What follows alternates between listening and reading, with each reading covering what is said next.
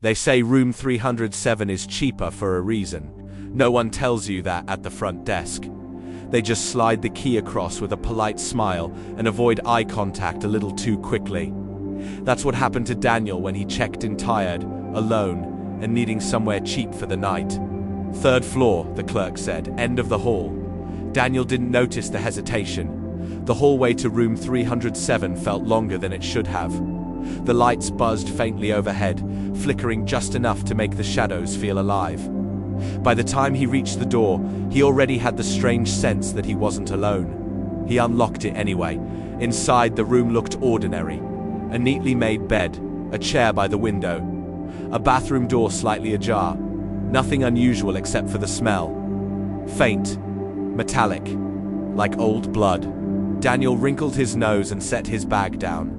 "Just the pipes," he muttered to himself. Then he heard it. A drip.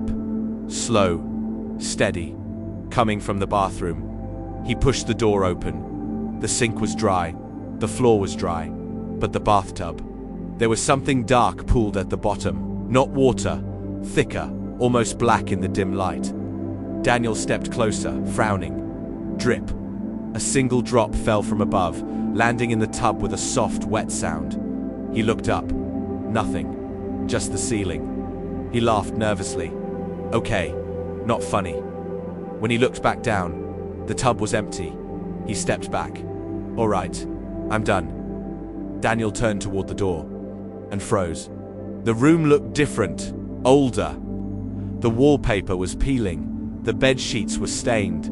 The air felt heavier, harder to breathe. And on the bed, there was a body, face down, motionless. Daniel's stomach twisted as he took a step closer, dread crawling up his spine. "Hello," he called, voice shaking. No response. He reached out, hesitating only for a second before grabbing the shoulder and turning the body over. He screamed. It was him. Same face, same clothes, eyes open, dead. The lights cut out. Darkness swallowed everything. Daniel stumbled backward, crashing into the wall. No, this isn't real. A sound interrupted him. Breathing. Not his. Slow. Wet. Right behind him. He turned. A figure stood inches away. Tall. Thin. Its skin stretched tight over its bones. Its mouth split into a grin that was far too wide. Its eyes were hollow, but somehow fixed entirely on him. "You saw," it whispered. Its voice sounded like his. "You stay." The lights flickered back on. The room was normal again. Empty. Daniel was gone. The next morning, housekeeping knocked on the door of room 307. No answer. They opened it. Everything was clean, undisturbed, except for the bathroom. A faint reddish stain circled the drain of the tub, as if something had been washed away in a hurry. And on the mirror, written in something dark, 307. That evening, another guest checked in. A woman named Lila, passing through town. She barely glanced at the room number as she took the key. "Third floor," the clerk said quietly. "Room 307. Lila entered the room, setting her suitcase down with a tired sigh. Finally, she muttered. She paused. "Hello?" For a moment, she thought she heard breathing. Not hers. But when she turned, there was nothing there. She shook it off and walked toward the bathroom. Inside, the tub was clean, spotless. She turned on the faucet. Water rushed out, clear at first, then darkened, red.